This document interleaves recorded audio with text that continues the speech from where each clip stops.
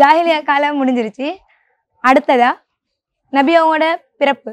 நாங்கள் இவ்வளோ நேரம் பார்த்தது நபி அவங்களோட பிறப்புக்கு முன்னுள்ள ஜாஹிலியாவோட சமய சமூக பொருளாதார நிலைகள்லாம் பார்த்தோம்.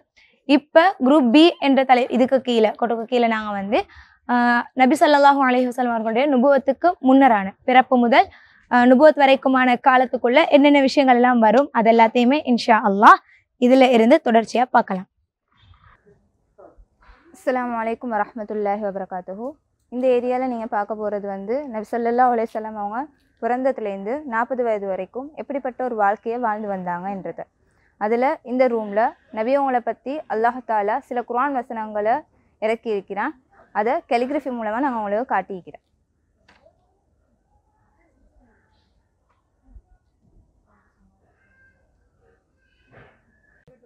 நபி ஸல்லல்லாஹு அலைஹி வஸல்லம் அவங்களோட வம்சம்.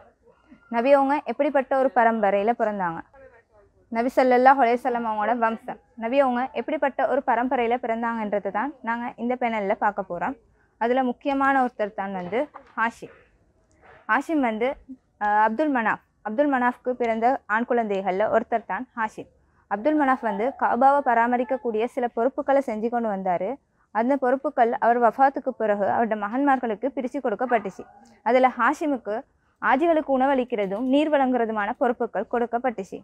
அந்த வேலையில் அவர் என்ன செஞ்சாருண்டா, உணவில் ஒரு புதிய முறையை அறிமுகப்படுத்துகிறாரு. சரீத் என்ற ஒரு உணவு முறை. அதை கொண்டு அவருக்கு ஹாஷிம் என்ற பேர் வந்துச்சு. அதுக்கு பிற்காலத்தில் ஹாஷிம் பரம்பரை, பனு ஹாஷிம் என்று நபி அவங்களோட பரம்பரையும் பேசப்பட்டுச்சு. இவர் ஒரு வியாபார நோக்கத்திற்காக மதீனாவுக்கு போகிறாரு. போகிற இடத்துல அங்கே நஜ்ஜார் கிளையை சேர்ந்த சல்மா என்ற ஒரு பெண்ணை வந்து திருமணம் முடிக்கிறாரு. அவங்க 2 பேருக்கும் பிறந்த குழந்தை தான் ஷைபா. அந்த குழந்தை பிறக்கும் முன்னுக்கே அவர் பலஸ்தீனுக்கு போன இடத்துல அங்கே வஃபாத் ஆகிறாரு. இதனால் மக்கால் இருக்கக்கூடியவங்களோட சொந்தங்களுக்கு தெரியாது ஷைபான்ற ஒரு குழந்தை மதீனால இருக்கிறேன். பிற்காலத்தில் அவருடைய சகோதரர் முத்தலிப்க்கு தெரிய வந்து மதீனாவுக்கு போயிட்டு சல்மா என்ற அவங்களோட தாயிடம் பேசி ஷைபாவை கூட்டிகிட்டு வராரு. அவர் கூட்டிகிட்டு வரும்போது தனது ஒட்டகத்தில் ஏற்றி கூட்டிகிட்டு வரும்போது என்ன நடக்குதுன்னா, அங்கே இருக்கக்கூடிய மக்காவாசிகள் முத்தலிப் த அடிமை என்று சொல்கிறாங்க. ஆனால் அந்த பேரை கொண்டே பின்னுக்கு அப்துல் முத்தலிப் பிரபல்யமாகிறாரு. அப்துல் முத்தலிப் ஹாஷிம்ட பொறுப்புகளை ஏற்றுக்கொள்கிறாரு. மக்காவுக்கு வந்த பிறகு அந்த பொறுப்புகளை நௌஃபல் என்ன செய்கிறாருண்டா, ஹாஷிம் அப்துல் முத்தலிப் கிட்டேருந்து பறித்து கொள்கிறாரு. இதை இவர் மற்ற கோத்திரத்தர்கள்ட்ட போயிட்டு முறையிட்டு தனக்கு உதவுமாறு அப்துல் முத்தலிப் உதவி கேட்குறாரு. ஆனால் இதுக்கு யாருமே உதவி செய்கிறாங்க இல்லை. அதோட இவர் என்ன செய்கிறாருன்னா, கவலையில் மதீனாவில் இருக்கக்கூடிய தனது தாய்மாமனுக்கு ஒரு உருக்கமான ஒரு கவிதை எழுதுகிறாரு. அதை கேட்டு அவருடைய தாய்மாமன் அவர் ஒரு வீரப்படைகளை கூட்டிகிட்டு வந்து காபா முன்னுக்கு இருக்கக்கூடிய நௌஃபல்கிட்ட வாதிட்டு தனது மருமகண்ட சொத்துக்களை திருப்பி எடுத்து கொடுக்குறாரு. இதன் மூலமாக ஒரு நட்பு ஒப்பந்தம் நடக்குது. அப்துல் மனாஃப் குடும்பத்துக்கும் நௌஃபலுக்கும் இடையிலான ஒரு நட்பு ஒப்பந்தமும், ஹாஷிம் குடும்பத்துக்கும் குஜா கிளையினருக்கும் ஒரு நட்பு ஒப்பந்தமும் நடக்குது.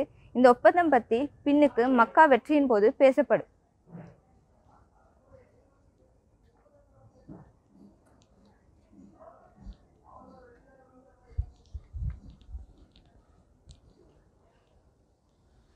அடுத்ததா அப்துல் முத்தலிப்ட வாழ்க்கையில் நடந்த ஒரு முக்கியமான சம்பவம் தான் ஜம்சம் கிணறு மீண்டும் திறக்கப்பட்டு.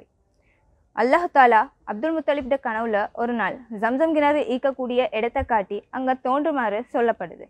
அவரும் என்ன செய்கிறாருண்டா, அவருடைய பிள்ளைகளையும் சேர்த்து கொண்டு ஜம்சம் கிணறு தோன்றாரு. அதில் 2 மான் சிலைகளும் வாள்களும் ஒரு தங்க கவசமும் கிடைக்குது. அதை கொண்டு கௌபாவுக்கு கதவுகளை அமைச்சு கொள்கிறாரு. இதை பார்த்த குறைஷியர்கள் இந்த ஜம்சம் கிணறு எங்களுக்கு தான் சொந்தமானதுன்னு வந்து வாதிடுறாங்க. வாதிடும் போது இவங்க 2 பேருக்கு இடையில் வாதாட்டம் கூடி இவங்க வந்து ஒரு சாஸ்திரம் கேட்கக்கூடிய ஒரு பெண்ணுக்கிட்ட போயிட்டு நாங்கள் இதுக்கான முடிவு காணம்ட்டு எல்லாம் போகிறாங்க. போகிற வழியில் இவங்க கொண்டு போன நீர் முடிஞ்சு எல்லாருக்குமே தாகம் ஏற்படுது. அல்லாஹ் தாலா அப்துல் முத்தலிபுக்கு மட்டுமே மழையை பொழிய வச்சு அவருடைய தாகத்தை தீர்த்து வைக்கிறான். இதை பார்த்த குறைஷியர்கள் அல்லாஹுக்கும் அப்துல் முத்தலிபுக்கும் ஒரு பெரிய நெருக்கம் ஒன்று இருக்குதுன்னு சொல்லி திருப்பி என்ன செய்கிறாங்கண்டா, அப்துல் முத்தலிபுக்கே கிணத்தை கொடுக்குறாங்க. இதை பார்த்த அப்துல் முத்தலிப், எனக்கு 11 ஆண் குழந்தைகள் பிறந்தா நான் அதில் ஒரு ஆண் குழந்தையை அல்லாஹுக்காக பலியிடுவேன் என்று நியத்து வைக்கிறாரு. அதுபடி அவருக்கு 11 ஆண் குழந்தைகளும் பிறக்குது. அந்த 11 ஆண் குழந்தைகளில் 3 முக்கியமான குழந்தைகள், அபு லஹப், அப்துல்லா, அபூதாலிப். இதில் அப்துல்லா மிகவும் விசேஷமானவராகவும் அப்துல் முத்தலிப்புக்கு மிகவும் இரக்கமானவராகவும் இருக்கிறாங்க. இவர் வாலிப வயதை அடைஞ்ச போகிறோம் பிள்ளைகள்கிட்ட தனது நியத்தை பற்றி சொல்கிறாரு. சொன்னோடனே பிள்ளைகள் எல்லாம் ஒத்துக்கொண்டு அவங்களோட நேம்கள் குலுக்கி போடப்படுது. குலுக்கி போட்ட பட்டத்தில் அப்துல்லா என்ற நேம் மட்டும் வருது. ஆனால் அப்துல்லா மிகவும் பாசமானவராக இருக்கிறதால குடும்பத்திலேயும் சரி அப்துல் முத்தலிப்புக்கும் சரி அவரை பலியிடுறதுக்கு விருப்பம் போதாது. அதனால் என்ன செய்கிறாங்கண்டா மறுபேனம் ஒரு சாஸ்திரம் கேட்கக்கூடிய ஒரு பெண்ணிடம் வந்து கேட்குறாங்க. அப்போ குறைஷியர்களுக்கு ஒரு பழக்கம் ஒன்று இருந்துச்சு. ஒருத்தருக்கு பலியாக 10 ஒட்டகங்களை பலி கொடுப்பாங்க. இவங்க என்ன செய்கிறாங்கண்டா அப்போ நீங்கள் 10 ஒட்டகங்கள் ஒரு சீட்லேயும் அப்துல்லாட பேரை இன்னொரு சீட்லேயும் எழுதி வைங்கன்னு சொல்கிறாங்க. அதுபடி போட்ட அப்துல்லாட பேரே வந்துடு. இதால் இவர் அப்துல்லாவை கொடுக்க விருப்பம் இல்லாததுனால என்ன செய்கிறாருண்டா 10 ஒட்டகங்களை இன்னும் 10 கூட்டிக்கொண்டே போயிட்டு 100 ஒட்டகங்கள் வரைக்கும் எழுதுகிறாங்க. கடைசியில் 100 ஒட்டகங்கள்னு வந்தோடனே 100 ஒட்டகங்களை அப்துல்லாவுக்கு பதிலாக பலி கொடுக்குறாங்க. இது அப்துல் முத்தலிப்ட வாழ்க்கையில் நடந்த முக்கியமான ஒரு நிகழ்வு தான் ஜம்சம் கிணறு நிகழ்வு. இதை பற்றின வரைபடங்களையும் நோட்ஸ்களையும் நீங்கள் இங்கே சுற்றி எல்லா இடத்துலையும் பார்த்துக்கொள்ள முடியாதா இருக்கும்.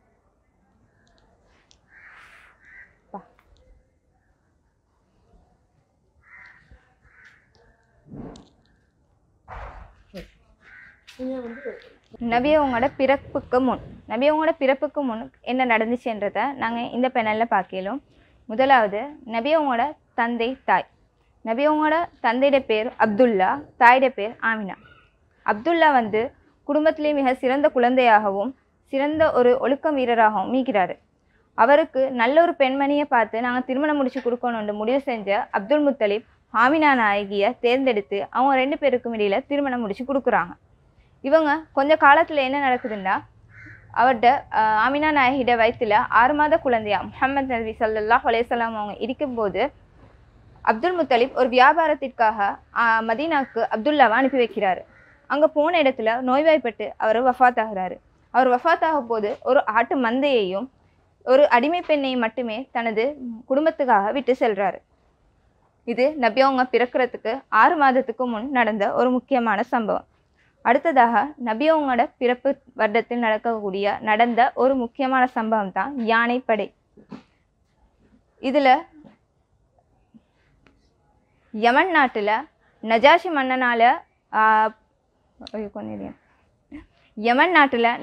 மன்னனால் நியமிக்கப்பட்ட ஒருத்தர் தான் அப்ரஹா எனக்கூடிய ஒருத்தர். அவர் வந்து காபாக்கு வரக்கூடிய மக்களுக்கு பார்த்து பொறாமப்பட்டு தானும் அதே மாதிரியான அதைவிட சிறந்த ஒரு மாளிகையை ஒரு வணக்கஸ்தலத்தை கெட்டணும் என்று முடிவு பண்ணி ஒரு பெரிய ஒரு வணக்கஸ்தலத்தை கெட்டுறாரு.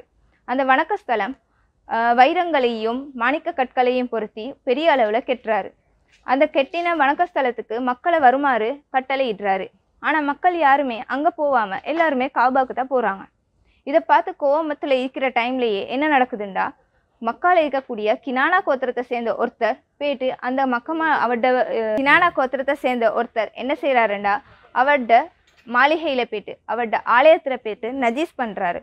இதால் இன்னும் கோவம் அடைஞ்ச மன்னன் அப்ரஹா மன்னன் என்ன செய்கிறாருண்டா முஹம்மஸ் என்ற இடத்துல வந்து அவர்ட படையை கொண்டு ஒரு கூடாரமிடுறாரு. கூடாரமிட்டுட்டு அப்துல் முத்தலிப்புக்கு அப்போ தலைவராக மக்கா நகர்ட தலைவராக இருக்கக்கூடிய அப்துல் முத்தலிப்புக்கு ஒரு செய்தி அனுப்புகிறாரு. நான் வந்து உங்களோட காபாவை நான் இடிக்கிறதுக்கு வந்திருக்கிறேன். உங்களோட மக்கள் எல்லாத்தையும் ஓரமாக சொல்லுங்கள். உங்களோட மக்களோட எனக்கு எந்த கோபமும் இல்லை. நீங்கள் மக்கள் ஓரமாக சொல்லுங்கன்னு சொல்கிறாரு. அப்படி சொல்லிட்டு அவங்க செய்தி சொல்லிட்டு வர வீரர்கள் என்ன செய்கிறாங்கண்டா அப்துல் முத்தலிப்ட ஒட்டகங்களை எடுத்துக்கொண்டு வராங்க. இதை கேள்விப்பட்ட அப்துல் முத்தலிப் அவர்கிட்ட ஒட்டகங்கள் எடுக்கிறதுக்காக வாராரு அப்ரஹாட அந்த கூடாரத்துக்கு வந்து பேச போல அப்ரஹா நினைச்சு கொள்றாரு இவர் வந்து எங்களோட சமாதானம் பேசத்தான் வாராரு போலன்னு சொல்லி அவர்கிட்ட சீட்லேருந்து எழும்பி அப்துல் முத்தலிப்பை அவர்கிட்ட சீட்டில் உட்கார வைக்கிறாரு. ஆனால் அப்துல் முத்தலிப் தனது ஒட்டகங்களுக்காக பேசுகிறாரு. இதை பார்த்து கோபம் அடைஞ்ச அப்ரஹா நீங்கள் காபாக்காக பேசலையான்னு கேட்கவும் காபாட சொந்தக்காரன் அல்லாஹ் அவன் அதை பார்த்து கொள்வான், ஒட்டகத்தில் சொந்தக்காரன் நான் தான் ஒட்டகத்துக்காக பேசணும் என்று சொல்கிறாரு. அதுக்கு பிறகு என்ன நடக்குதுண்டா அப்துல் முத்தலிப் மக்களிடம் சொல்கிறாங்க எல்லாம் மலையிட பின்னுக்கு போயிட்டு நின்றுக்கோங்க, அல்லாஹ் இதுக்கான தண்டனையை கொடுத்து கொள்வான் என்று சொல்லிட்டு அப்துல் முத்தலிப் மட்டும் காபா முன்னுக்கு நின்று அல்லாஹ் கிட்ட பிரார்த்தனை செஞ்சு கொண்டு இருக்கிறாரு. இந்த அப்ரஹாட படை 9 அல்லது 13 யானைகளை கொண்ட 60,000 வீரர்களை கொண்ட ஒரு படையோட வாராங்க. வந்து முஹஸ்ஸிர் என்ற இடத்துல வந்து தரிக்கிறாங்க. அந்த இடத்துக்கு வந்த உடனே யானைகள் முன்னுக்கு போக மறுக்குது. மற்ற எல்லா திசைகளுக்கு திருப்பினாலும் திரும்புது, காபா முன்னுக்கு முன்னேறி போக மறுக்குது. அந்த டைமில் பார்த்து என்ன நடக்குதுண்டா, ஒரு பெரிய ஒரு பறவை கூட்டத்தை அல்லாஹ் கொண்டு வரான். அபாபில் எனக்கூடிய ஒரு பெரிய சின்ன பறவைகளை கொண்டு ஒரு பெரிய கூட்டத்தை கொண்டு வந்து அந்த அவ்வளோ பெரிய கூட்டத்தையும் அல்லாஹ் தாலா சிறிய கற்களை கொண்டு அழிச்சிடுறான். எங்களுக்கு பொதுவாக தெரியும், மேலேருந்து ஒரு சாமான் எது ஒரு பொருள் ஒன்றும் மேலேருந்து உயரத்துலேருந்து வீசும் போது அது காபனோட கலந்து கீழே இறங்கும் போது அது நெருப்பாக வந்து சேரும். அதே மாதிரி தான் மேலேருந்து வீசப்படுற இந்த கற்களும் என்ன நடக்குதுண்டா, கீழே வந்து அந்த பெரிய யானைகளையும் அழிச்சு போடுது. இது மூலமாக அல்லாஹ் தாலா காபா என்ற இடத்துல புனிதத்தை இந்த உலகத்துக்கே காட்டி கொடுத்தான். இதை சூரா ஃபீல்லேயும் அல்லாஹ் தாலா கூறியிருக்கிறான்.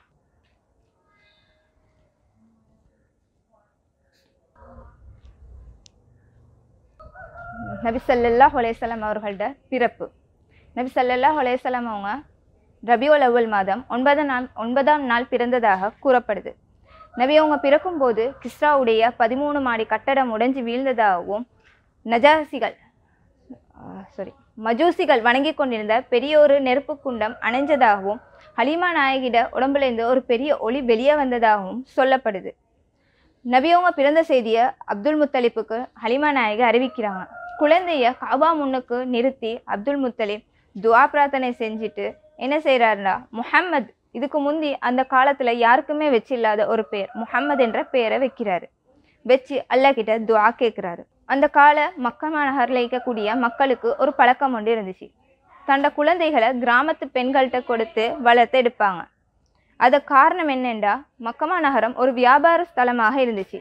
எல்லாருமே வியாபாரம் செய்யக்கூடியவங்களாக இருந்தாங்க. அவங்களுக்கு அந்த குழந்தைகளுக்கு சுத்தமான ஒரு சூழ்நிலை, சுத்தமான ஒரு அரபு மொழியை கற்றுக்கொள்ளணும் என்ற நோக்கத்தில் கிராமத்துக்கு குழந்தைகளை அனுப்பி வளர்த்தெடுக்கிறது அவங்களோட வழக்கமாக இருந்துச்சு. இதன் அடிப்படையில் முஹம்மது ஸல்லல்லாஹு அலைஹி வஸல்லம் அவங்களையும் அப்படி ஒரு பெண்ணிடம் கொடுப்பதற்காக நபி அவங்கள தாய் அதுக்காக வந்து அப்துல் முத்தலிப்பும் அவங்களோட தாய் ஹாமினா நாயகியும் வெயிட் பண்ணி கொண்டிருந்தாங்க. அப்போ சாத்கிலியை சேர்ந்த பெண்மணி தான் ஹலீமா நாயகி. அவங்களோட கூட்டத்தாருடன் குழந்தைகள் எடுக்கிறதுக்காக வரும்போது அந்த ஹலீமா நாயகி என்றவங்க வந்து மிகவும் வறுமையான ஒருத்தராக இருந்தாங்க. அவங்க அதனால் ஒரு பலவீனமான ஒரு ஒட்டகத்தில் தான் மக்கமா நகருக்கு வந்தாங்க. அவங்களோட கூட்டத்தை விட மிகவும் சோர்வாக நடந்து வரக்கூடிய ஒரு ஒட்டகம், மற்ற ஒட்டகங்களை விட மிகவும் சோர்வாக அந்த ஒட்டகம் நடந்து வந்ததால் மற்ற அனைவருமே முந்தி கொண்டாங்க. இவங்க மிகவும் லேட்டாக வரக்கூடிய மாதிரி இருந்துச்சு. அதனால் மற்ற குழந்தைகள் எல்லாத்தையுமே அவங்களோட நண்பிகள் எல்லாம் எடுத்துகிட்டு போயிட்டாங்க. கடைசியில் மீதமாக நபி அவங்க மட்டுமே இருந்தாங்க. இப்போ இவங்களுக்கு எடுக்க விருப்பம் இல்லை என்றாலும் இவங்களுக்கு குழந்தையை எடுத்தே ஆகணும் என்ற கட்டாயத்தில் நபி அவங்கள எடுத்துக்கொண்டு போகிறாங்க. ஆனால் எடுத்த நேரத்துலேருந்து அல்லாஹ் தாலா அவங்களுக்கு கொடுத்த பரக்கத்துக்கள் ஏராளம். ஆடுகள் எப்பயுமே அவங்களோட பால்களோடையே தான் இருக்கும். பால்கள் அவங்களுக்கு எப்பயுமே வந்து ஒட்டகங்கள் பலவீனமான இந்த ஒட்டகங்கள் எல்லாம் பலமாக மாறிக்கொண்டிருந்துச்சு. இந்த பரக்கத்துக்களை கண்ட ஹலீமா நாயகிக்கு நபி அவங்கள திருப்பி அவங்களோட தாயிடம் கொடுக்கறதுக்கு விருப்பப்படவே இல்லை. அப்போ 2 வயசு ஆகிடுது. 2 வயசு அவங்களோட வந்து என்ன நடக்கும் என்றால் குழந்தைகளை கொடுக்கக்கூடிய ஒரு காலகட்டம். திருப்பி போயிட்டு அவங்களோட தாய் மீண்டும் அவங்களோட ஆமினா நாயகிட்ட கொடுக்குறாங்க. கொடுத்தா அங்கே மக்கமா நகரில் ஒரு பெரிய நோயொன்று பரவி கொண்டு இருந்ததுனால குழந்தைய வந்து மீண்டும் ஹலீமா நாயகிட்டையே கொடுத்து அனுப்புகிறாங்க அவங்களோட தாய். மறுபடியும் கொண்டு ஒரு 4 வருஷம் வளர்த்துட்டு 5 வயசில் மறுவை கொண்டு போகிறாங்க ஹலீமா நாயகி அவங்களோட தாய்கிட்ட. 5 வயசில் ஹலீமா நாயகி அப்துல் முத்தலிப் மற்றும் ஆமினா நாயகிட்ட குழந்தைய பாரம் கொடுக்குறாங்க. கொடுத்து 1 வருஷத்துலேயே ஆமினா நாயகி அவங்களோட தாயிட உறவினர்களை சந்திக்கிறதுக்காக மதீனாவுக்கு கூட்டி கொண்டு போகிறாங்க. நபி ஸல்லல்லாஹு அலைஹி வஸல்லம் அவங்கள கொண்டு போயிட்டு அவங்களோட தாயிட குடும்பங்களை அறிமுகப்படுத்திட்டு திரும்பி வர வழியில் அபுவா என்ற இடத்துல தாயும் மரணமாகறாங்க. மரணமாயின உடனே நபி அவங்க அப்துல் முத்தலிப்ட அரவணைப்புக்கு கீழே வராங்க. அப்துல் முத்தலிப் தாயின் தந்தையை இழந்த முஹம்மது ஸல்லல்லாஹு அலைஹி வஸல்லம் அவங்கள மிகவும் பாசமாக வளர்ந்து கொண்டு வராங்க. எந்த அளவுக்குண்டா அவங்களுக்கு காபா முன்னுக்கு ஒரு விரிப்பு விரித்து அவங்களோட குழந்தைகள் எல்லாம் அவங்களோட முன்னுக்கு உட்காந்து படித்து கொண்டு இருப்பாங்க. அந்த விரிப்பில் அவங்களோட மேலே இருக்கக்கூடிய மரியாதையில் யாருமே உட்கார மாட்டாங்க. ஆனால் இவங்க என்ன செய்வாங்கண்டா, அப்துல் முத்தலிப் தனது பாசமிகு பேரனை அவரோட விரிப்பில் உட்கார வச்சு தான் அதுவரை காலம் அவங்க இருக்கிற காலமெல்லாம் வளர்த்து வந்தாங்க. அவங்களோட வஃபாத்துடைய நேரம் அவங்க யார்கிட்ட நாங்கள் இந்த குழந்தைய திருப்பி கொடுக்கறது என்று யாராக்கிட்ட வழக்கு கொடுக்குறேன்ற ஒரு யோசனை வந்துச்சு. அபூலஹபும் முஹம்மது ஸல்லல்லாஹு அலைஹி வஸல்லம் அவங்கள கேட்டுக்கொண்டிருந்தாங்க. அபூதாலிபும் கேட்டாங்க. ஆனால் அப்துல் முத்தலிப் அபூதாலிப்டம் குழந்தை வளரும் என்று ஆசைப்பட்டு அபூதாலிப்ட குழந்தைய வளர்க்குறதுக்கு கொடுத்தாங்க. அதுக்கு பிறகு 40 வருஷம் அபூதாலிப் தான் முஹம்மது ஸல்லல்லாஹு அலைஹி வஸல்லம் அவங்கள வளர்த்து வந்தாங்க. நபி அவங்களோட பெரிய தந்தையிடம் நபி அவங்களோட தந்தையின் சகோதரர் அபூதாலிப்ட வளர ஆரம்பிக்கும் போதே ஆடு மேய்க்கிறது வேலையாக கொண்டிருந்தாங்க. அது அவங்க அபூதாலிப் நிறைய குழந்தைகளை கொண்ட பெரிய குடும்பத்தை சேர்ந்தவராக இருந்ததுனால மிகவும் வறுமையில் இருந்தார். அவருக்கு உதவுற விதமாக அவங்க என்ன செய்வாங்கண்டா, ஆடு மேய்க்க போயிட்டு அதில் வரக்கூடிய தானியங்களை அவங்களோட சிறிய தந்தை அவருக்கு கொடுத்து உதவக்கூடியவங்களாக இருந்தாங்க. இதை பற்றி நபி ஸல்லல்லாஹு அலைஹி வஸல்லம் அவங்க ஒரு ஹதீஸில் சொல்லியிருக்கிறாங்க. நபி அவங்க இதுவரைக்கும் எல்லா நபிமார்களுமே ஆடு மேய்க்கக்கூடியவங்களாக இருந்திருக்கிறாங்கண்டு. அப்போ அவங்கள்ட்ட கேட்கப்பட்டுச்சு, நபியே நீங்களும் ஆடு மேய்ச்சவரா அப்படின்னு கேட்கப்பட்டப்போ, ஓ நான் ஹலீமா சாதியா அவங்களோட வீட்டில் இருக்கும்போதும் நான் ஆடு மேய்ச்சிக்கிறேன், என் சிறிய தந்தைகிட்ட வளரும் போதும் நான் ஆடு மேய்ச்சிக்கிறேன்னு சொல்லிக்கிறாங்க. அப்போ அவங்க 2 சந்தர்ப்பத்தில் ஆடு மேய்ச்சிக்கிறாங்க என்றது தெரிய வருது. இது மூலமாக நபி அவங்க இந்த சமூகத்தில் ஒரு சாதாரண மனிதராக தான் வாழ்ந்து வந்திக்கிறாங்கன்றதை எங்களுக்கு விளங்கிக் கொள்ள முடியுமா இருக்குது. அடுத்தது நபி அவங்களோட 12 வயதில் நடந்த ஒரு முக்கியமான சம்பவம். நபி அவங்களோட குடும்பத்தவர்கள் அபூதாலிப் ஒரு வியாபார பயணத்திற்காக சிரியா தேசம் போனார். போகும்போது நபி அவர்கள் 12 வயது இருக்கக்கூடிய சிறுவனையும் அழைத்து கொண்டு போனாங்க. அவங்க வளமையாக போகிற பயணம் புஷ்ரா என்ற நகரத்தில் என்ன செய்வாங்கண்டா தரிச்சிட்டு அதுக்கு பிறகு தான் சிரியாவுக்கு போவாங்க. எப்பவும் போல் இந்த டைமும் என்ன செஞ்சாங்கண்டா போயிட்டு புஷ்ரான்ற இடத்துல தரிச்சாங்க. அந்த இடத்துல அவங்க இருக்கும்போது அவங்க வார வழியில் புஷ்ரா என்ற இடத்துல ஒரு கிறிஸ்தவ ஆலயம் ஒன்று இருக்குது. அதில் ஒரு ஃபாதிரியார் ஒருத்தர் இருக்கிறாரு. அவங்க வளமையாக போகிற பயணம் எப்பவும் அவரையும் காணுறது. ஆனால் அவர் உள்ளுக்கு தான் இருப்பார். எப்பயுமே அவர் சர்ச் உள்ளுக்கு தான் இருக்கிறார். இந்த வாட்டி இவங்க வார பயணத்தில் அவர் அவங்கள பார்த்து கொண்டே இருக்கிறாரு. இவங்க புஷ்ரான்ற இடத்துல ஒரு கூடாரமிட்டு இருந்த பிறவும் அவங்களவே பார்த்துக்கொண்டு இருந்துட்டு கொஞ்சம் நேரத்தில் அவர் என்ன செய்கிறாருன்னா அவங்கள விருந்துக்கு அழைக்கிறாரு. இது அந்த கூட்டத்தார் வியாபார கூட்டத்துக்கு ஒரு புதுசாகிக்குது. இந்த ஃபாதர் இவரே இப்படி புதுசாகிக்கிறாரு என்று யோசிக்கிறாங்க. இவர் விருந்துக்கு அழைச்சதோடனே இவங்க எல்லாருமே விருந்துக்கு வராங்க. நபி அவங்கள முஹம்மது ஸல்லல்லாஹு அலைஹி வஸல்லம் அவங்களோட பொருட்களை பாதுகாக்கிறதுக்கு அந்த கூடாரத்தில் வச்சுட்டு இவங்க எல்லாம் விருந்துக்கு வராங்க. ஆனால் இந்த ஃபாதர் என்ன செய்கிறாருண்டா, இவருடைய பஹீரா என்று சொல்லுவோம், இவர் பஹீரா என்ன செய்கிறாருண்டா, அந்த சிறுவனை தான் நான் பார்க்கணும் என்று உணவுகளை கொண்டு போயிட்டு அந்த கூடாரத்தில் இருக்கக்கூடிய சிறுவர் நபி அவங்களுக்கு கொடுத்துட்டு வராரு. அப்போ இந்த கூட்டத்தினர் அபூதாலிப் விசாரிக்கிறாங்க, நீங்கள் இப்படி புதுசாக நடந்து கொள்றீங்கன்னு. அப்போ அவங்க சொல்கிறாங்க, நான் இதுக்கு முந்தி வந்த மார்க்கங்களை படிச்சிக்கிறேன், நாங்கள் கிறிஸ்தவ மதம் எல்லாம் படிச்சிக்கிறேன், அதில் கடைசியாக ஒரு நபி வருவாருன்னு எங்களுக்கு அறிவிக்கப்பட்டிக்கு, அவங்களுக்கான அடையாளங்களும் எங்களுக்கு சொல்லப்பட்டிக்குது. அந்த அடையாளங்களை நான் இவர்கிட்ட காண்றேன் என்று சொல்கிறாங்க. அது மட்டும் இல்லாமல் நீங்கள் இவரை சிரியாவுக்கு கூட்டிகிட்டு போவாதீங்க. இதுவரை வந்த மக்கள் நபிமார்கள் எல்லாருமே சிரியாவை சேர்ந்தவங்க. அவங்க நினச்சி கொண்டிருக்கிறாங்க கடைசி நபியும் சிரியாலேருந்து தான் வருவேண்டு. ஆனால் இவர் வந்திருக்கிறாரு மக்கமா நகரில். அப்போ நீங்கள் இவரை சிரியாவுக்கு கூட்டிகிட்டு போனீங்கண்டா அங்கே அவரை கொல்றதுக்கும் சான்சஸ் இருக்குது. அதை சுட்டி நீங்கள் மறுவை இவரை மக்கமா நகருக்கு அனுப்புங்கன்னொன்னே அபூதாலிப் ஒரு சிறிய கூட்டத்தார்களோட மறுவையினும் மக்காக்கே காபாக்கே என்ன செய்கிறாங்கண்டா நபி ஸல்லல்லாஹு அலைஹி வஸல்லம் அவங்கள திருப்பி அனுப்புகிறாங்க. அதுக்கு பிறகு நபி அவங்க அந்த பஹீராவை சந்தித்ததே இல்லைன்றது ஒரு வரலாற்றில் முக்கியமான உண்டாகும். நபி அவங்களோட வாழ்க்கையில் அவங்களோட 20-25 வயசுக்கு இடையில் 3 முக்கியமான சம்பவங்கள் நடந்துக்குது. அதில் முக்கியமான ஒன்று தான் ஹர்புல் ஃபிஜார். ஹர்புல் ஃபிஜார் என்றது ஒரு யுத்தம். உக்கால் சந்தை, உக்கால் எனக்கூடிய ஒரு ஃபேமஸான ஒரு சந்தை ஒன்று மக்கமா நகரில் இருந்துச்சு. அந்த சந்தையில் என்ன நடந்துச்சுண்டா, எல்லா கோத்திரத்தவங்களுமே வியாபாரம் செஞ்சு கொண்டிருக்கும் போது கைஸ் ஐலான் கோத்திரத்தாருக்கும் கினானா குரேஷியர்களுக்கும் இடையிலான ஒரு யுத்தம் ஏற்பட்டுச்சு.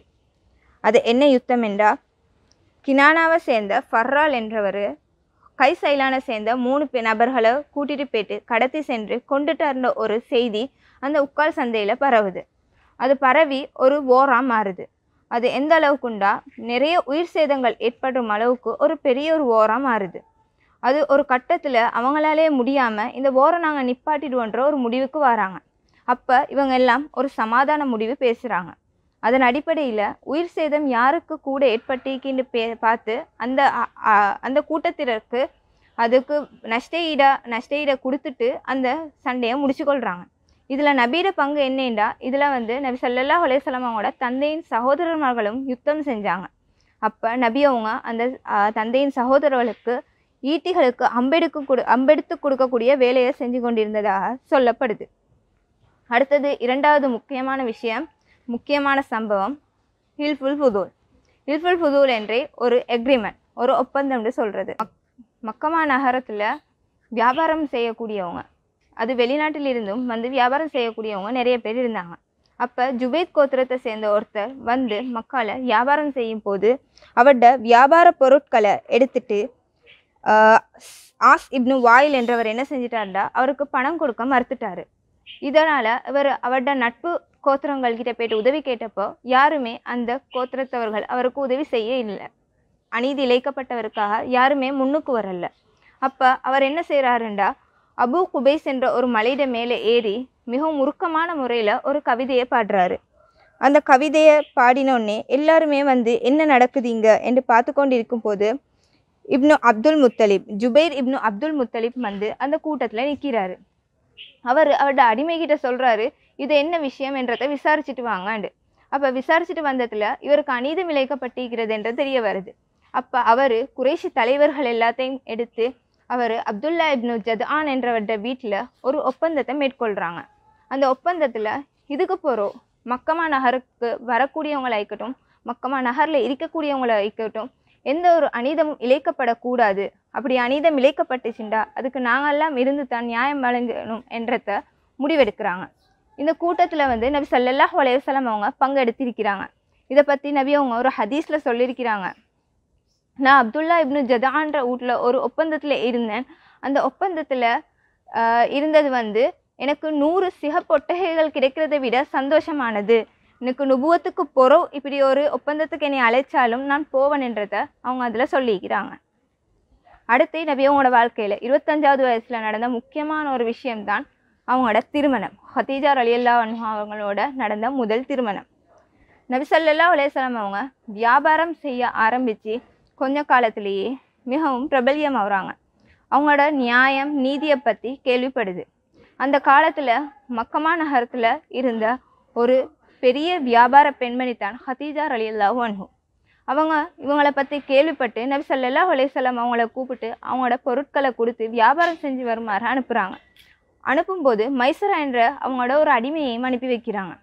அனுப்பி வச்சு நபி அவங்க வியாபாரம் செஞ்சுட்டு வரும்போது என்ன நடக்குதுண்டா, பெரிய ஒரு லாபத்தை காண்றாங்க. அந்த லாபத்தை கண்டு இவர் இவ்வளோ பெரிய லாபத்தை கண்டாரு என்று கேட்டப்போ மைசரா நபி அவங்கள பற்றின அவரோட குணங்களை விவரிக்கிறாங்க. இதனால் நபி அவங்க மீது விருப்பப்பட்ட ஹதீஜா ரலியல்லாஹு அன்ஹா அவங்கள திருமணம் முடிக்க ஆசைப்படுறாங்க. அதுபடி வீட்டார்களோட பேசி நபி ஸல்லல்லாஹு அலைஹி வஸல்லம் அவங்களுக்கும் ஹதீஜா ரலியல்லாஹு அவங்களுக்கும் திருமணம் நடக்குது. இவங்க இருவர் மூலமாக 6 குழந்தைகள் பிறக்கிறாங்க. அதில் 2 ஆண் குழந்தைகள், 4 பெண் குழந்தைகள்.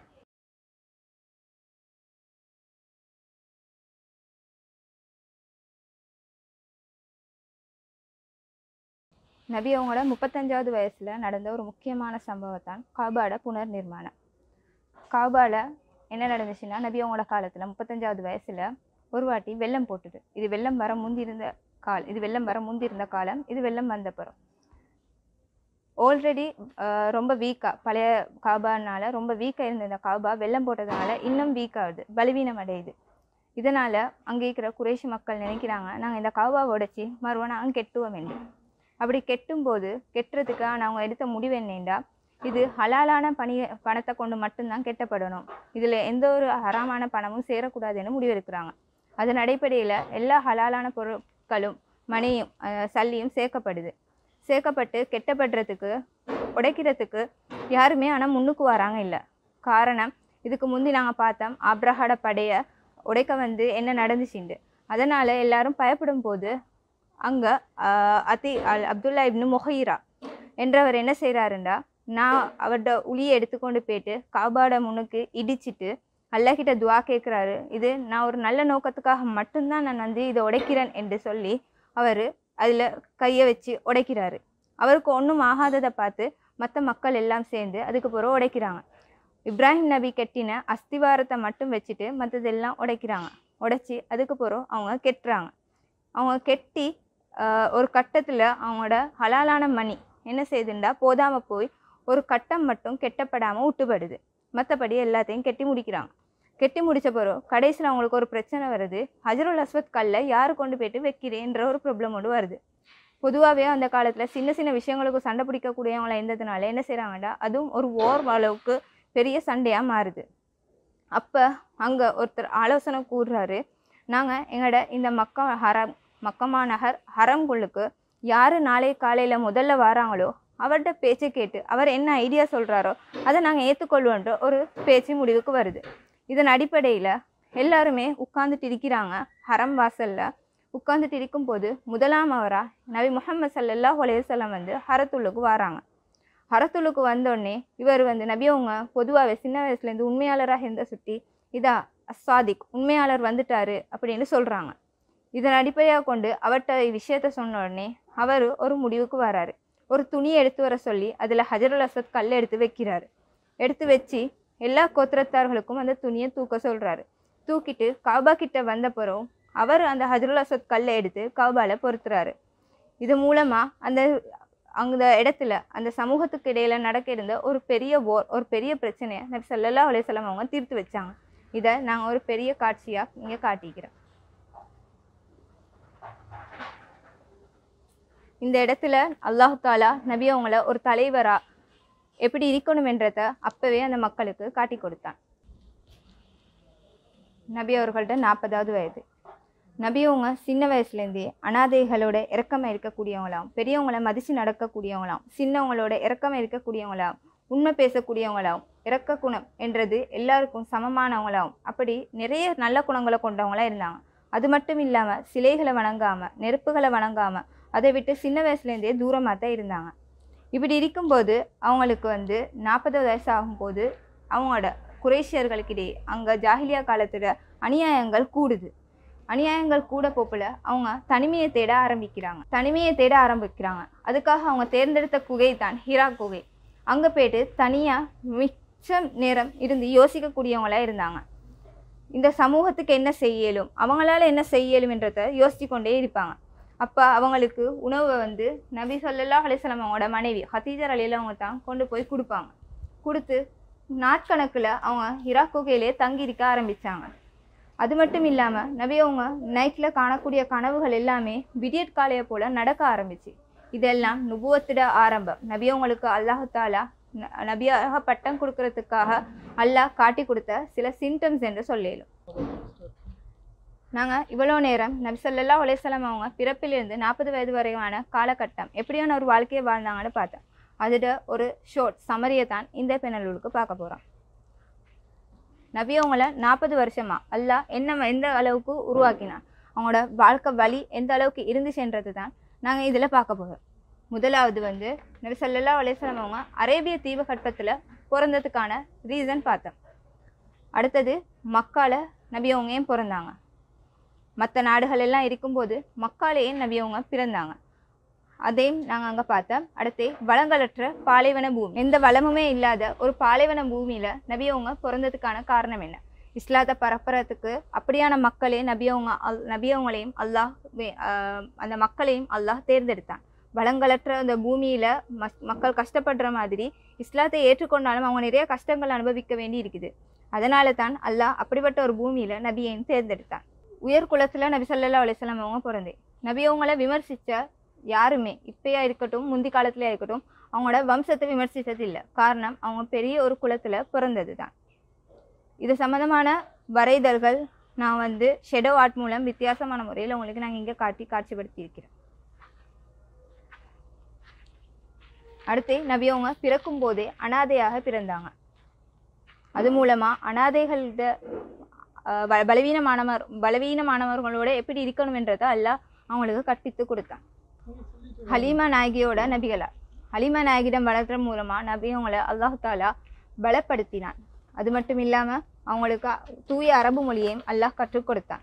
மக்காட தலைவராக இருந்த அவங்களோட அப்துல் முத்தலிப் பாட்டனாரிடம் நபி அவங்களை வளர்த்து தலைமைத்துவத்துக்கான தகுதிகளையும் அல்லாஹ் வளர்த்தான்.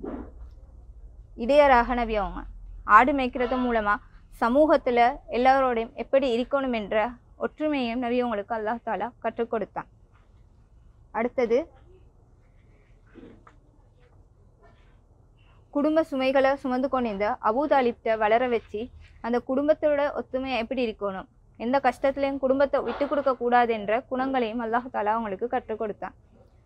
அவங்களுக்கு சின்ன வயசுலேயே அல் அமீன் அஸ் சாதிக் என்ற பெயர்களை குறைஷியர்கள் மூலமாகவே அல்லாஹ் மக்காவாசிகள் மூலமாகவே சொல்ல வச்சான். ஹதீஜா நாகிய திருமணம் முடிச்சு கொடுக்கறது மூலமா அவங்களோட வயது மூத்த ஒரு பெண்ணாக இருந்தாலும் கூட அவங்களோட கஷ்டப்பட்டு அவங்களுக்கு பல சந்தர்ப்பங்களை உதவக்கூடிய ஒரு பெண்ணாக நபி ஸல்லல்லாஹு அலைஹி வஸல்லம் அவங்கள அல்லாஹ் அவங்களுக்கு குழம்பிட்டு கொஞ்சம் ஹதீஜா நாயகிய திருமணம் முடிச்சு கொடுக்கறது மூலமா அல்லாஹு தாலா ஒரு வயதான ஒரு பெண்ணா இருந்தாலும் கூட அவங்களோட பின்னுக்கு காலத்துல சப்போர்ட் ஆகிக்கக்கூடிய ஒரு பெண்ணா நபி ஸல்லல்லாஹு அலைஹி வஸல்லம் அவங்களுக்கு ஹதீஜா நாயகிய அல்லாஹு தாலா கொடுத்தான். அடுத்து தலைவராக அடையாளம் காணப்பட்டு 35வது வயசுல காபா புனர் நிர்மாணத்துல நாங்க பார்த்தோம்.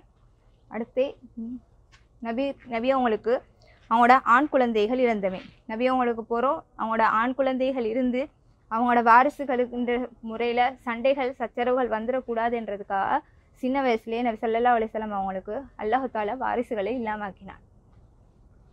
அடுத்து உம்மி நபி ஸல்லல்லாஹு அலைஹி வஸல்லம் அவங்க படிக்க தெரியாத வாசிக்க தெரியாத ஒருத்தராக இருந்தாங்க. அப்படிப்பட்ட ஒருத்தர் குர்ஆனை ஒருத்தர் சொல்றாருண்டா அது அல்லாஹ்வால மட்டும்தான் இறக்கப்பட்டது என்றதை மக்கள் நம்பணும் என்றதுக்காகத்தான் அல்லாஹ் தாலா அவங்கள உம்மி நபியாக படைச்சான்.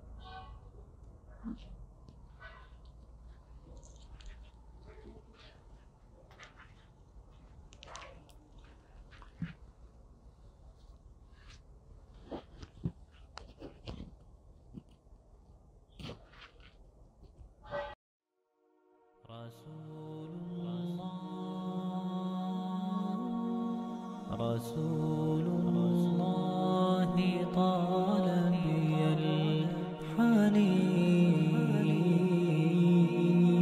الحنين وأرق موجتي شوق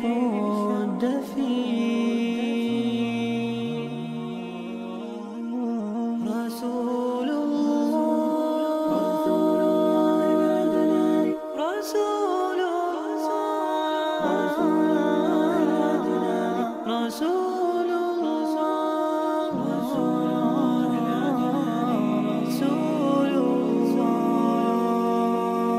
بالشوق فاضت شافتاه للأمة قد كان مناه أن يلقاهم فأحبته من صدقه وما رآه أن يلقاهم فأحبته من صدقه وما رآه والصحابة يسألون ومن الإخوان الباقون ألسنا نحن المصطفون فكان الرد ما معنا أنتم أصحابي الأبرار وهم الإخوان الأخيار بيض غر كالأطيار وجه حلو ما أنداه وجه حلو ما